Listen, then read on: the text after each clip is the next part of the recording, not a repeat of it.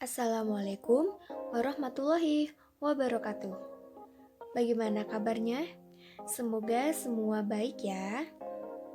Oke, sudah siap belajar fisika? Nah, di video kali ini saya, Enia, akan membahas mengenai rotasi benda tegar. Simak baik-baik ya. Baik, terlepas dari fisika yang mungkin selalu kamu anggap rumit, selalu kamu anggap susah, atau bahkan mungkin banyak rumusnya, sebenarnya fisika itu mempunyai banyak sekali manfaatnya dalam kehidupan sehari-hari. Contoh kecilnya, saat kita membuka pintu. Saat kita membuka pintu, kita melakukan suatu dorongan atau tarikan terhadap pintu tersebut. Nah, biasanya kita membukanya pada gagang pintu yang terletak di ujung pintu. Nah, kenapa gagang pintunya ada di ujung pintu? Kenapa tidak di tengah pintu atau di dekat engsel? Oke, baik.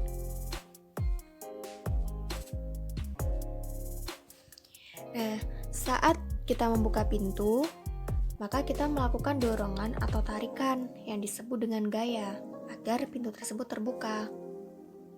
Sedangkan pada bagian pintu ada yang dinamakan engsel atau bisa kita sebut sebagai poros atau pusat rotasinya. Ketika kita membuka pintu, kita melakukan gaya terhadap pintu tersebut sehingga pintu akan terbuka.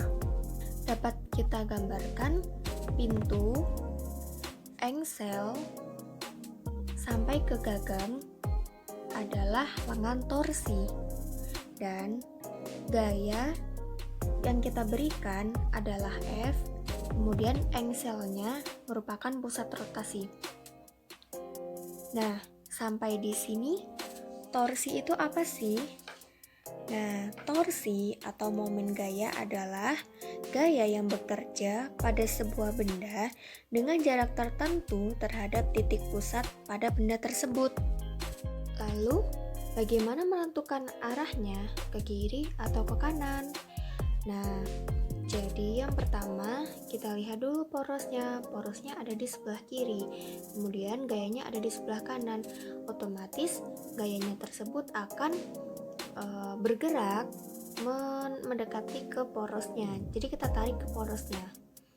Nah, seperti ini. Nah, kita tarik gaya tersebut dengan sudut yang paling kecil. Jadi, gaya tersebut akan menuju ke poros berlawanan arah dengan jarum jam. Nah, kenapa kita tidak melewati yang theta 2? Theta 2 itu sudutnya lebih besar dari theta 1. Nah, kita memilih untuk yang sudutnya lebih kecil, jadi arahnya ke kiri, bukan ke kanan dulu, seperti itu. Kemudian, torsi itu sendiri juga dapat didefinisikan sebagai perkalian antara alfa dengan I, atau kita sebut sebagai percepatan angular. Percepatan angular itu tersendiri ada di gerak rotasi.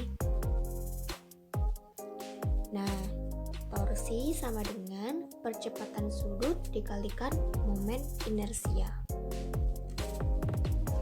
Apa sih momen inersia itu?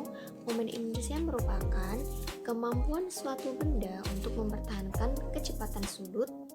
Jadi, makin besar momen inersianya, makin susah benda itu untuk melambat atau mempercepat. Nah, momen inersia ini berkaitannya dengan massa.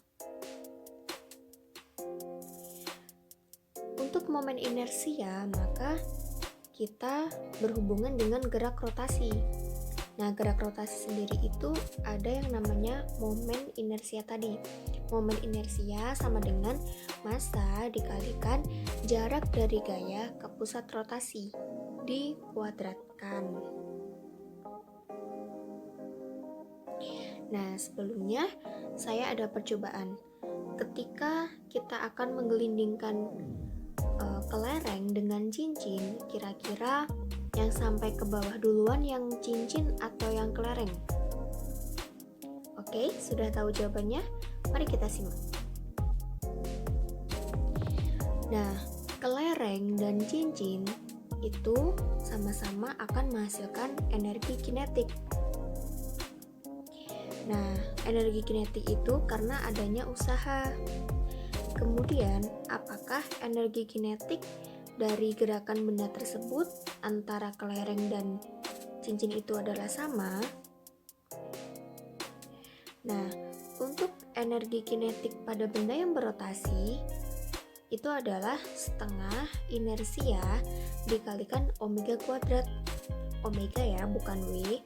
Omega sendiri itu adalah kecepatan sudut. Nah, mari kita buktikan. Ternyata yang sampai ke bawah duluan adalah kelereng. Nah, mengapa hal ini bisa terjadi? Karena omega kelereng lebih besar daripada omega cincin. Omega tadi adalah kecepatan sudut. Kecepatan sudut kelereng lebih besar daripada kecepatan sudut cincin, jadi akan sampai di bawah lebih cepat. Nah, kecepatan sudut ini berhubungan dengan inersianya. Inersia kelereng itu lebih kecil daripada inersia cincin. Nah, untuk kelereng adalah bola berisi ya. Nah, jadi bola padat itu jadi masanya didistribusikan ke pusat rotasi. Antara massa dengan pusat rotasi itu jaraknya sangat kecil, sehingga momen inersianya menjadi 2/5 mr kuadrat. Nah, momen inersia yang kecil itu akan membuat si kelereng ini jatuh lebih cepat atau menggelinding lebih cepat. Nah, kemudian untuk cincin itu jarak ke pusat rotasinya semakin jauh karena masanya didistribusikan ke cincin itu. Nah, karena di tengahnya bolong kan, jadi momen inersianya besar, maka semakin susah juga benda tersebut untuk mengubah kecepatan bendanya, seperti itu. Nah, bagaimana ketika kelereng dan cincin itu ditumbuhkan? Nah, maka akan terjadi momentum sudut. Momentum sudut sendiri adalah perkalian dari momen inersia dengan kecepatan sudut. Nah, sekarang kita aplikasikan ke penari balet. Nah, gerakan penari balet bisa saja dengan tangannya sangat rentang atau tangan yang agak menutup. Nah, ketika tangannya melipat, maka momen inersianya kecil. Ketika momen inersianya kecil, maka benda akan mudah untuk mengubah kecepatan. Jadi putarannya cepat.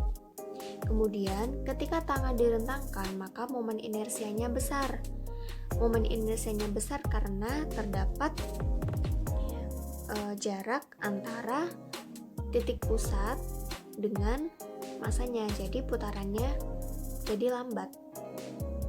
Nah, karena si penari baletnya ini diam, maka sigma dari tau sama dengan 0, sehingga L1 sama dengan L2. Oke, sampai sini kita sudah membahas mengenai torsi yang kemudian kita hubungkan dengan momen inersia, lalu kita sampai juga kepada energi kinetik rotasi dan juga hukum kekekalan momentum sudut. Jangan lupa terus belajar fisika karena fisika itu tidak sulit, fisika itu mudah. Terima kasih. Kurang lebihnya dari saya mohon maaf. Wassalamualaikum warahmatullahi wabarakatuh.